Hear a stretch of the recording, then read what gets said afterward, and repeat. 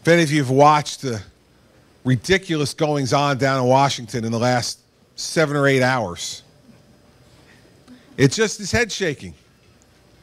They are really, I said this last night, not knowing what was going to happen today. I was at a town hall here last night in Raymond, and I said, you know, what's going on down in the House of Representatives reminds me of Game of Thrones.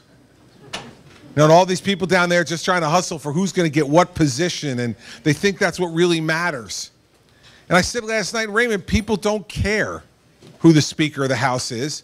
They dream of just having a Congress who actually does something, who actually gets something done that they promised to do. Man, back 5 years ago, we gave Republicans the House of Representatives because they said, this is where all the money comes from, right in the House of Representatives. You give us the House of Representatives, we're going to hold this president's feet to the fire. Well, that didn't happen. Then they told us, well, see, the whole problem is Harry Reid. Harry Reid's the majority leader. He's the problem. We can't get anything by him. Give us the Senate, and then we're really going to hold this president's feet to the fire. So 9 months ago, we give him the Senate. And 9 months later, what's happening? Nothing. Have they put tax reform on the president's desk to force him to sign it or veto it? No. Have they repealed and replaced Obamacare with a state-based, market-based solution? No.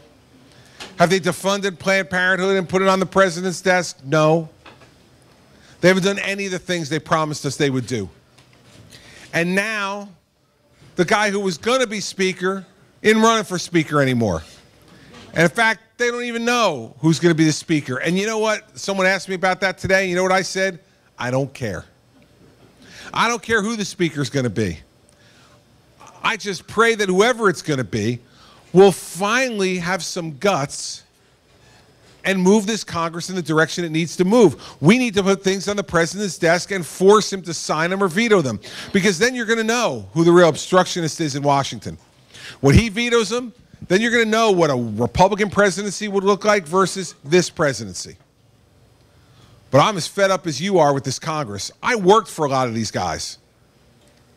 Last fall, when I was campaigning for governor's candidates around the country as chairman of the Republican governors, every time I went to a state where there was a hot Senate race too, they'd ask me, Governor, would you please do an event for me, raise some money for me, come to a press event for me so I get some coverage and campaign for me.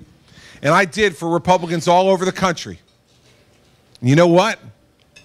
They're disappointing me too, because I spent an extra number of hours or days on the campaign trail to help them, because I thought they'd actually do something to change Washington. And instead, all they seem to care about, too, is their title. Who's going to be Speaker? Who's going to have the big office? Who's going to get the best reservations at the best restaurants in Washington, D.C.? They forget completely that they're sent there to do a job, to improve the country for us. And so we better get to it. We better get term limits for these people. They are there much too long, much too long.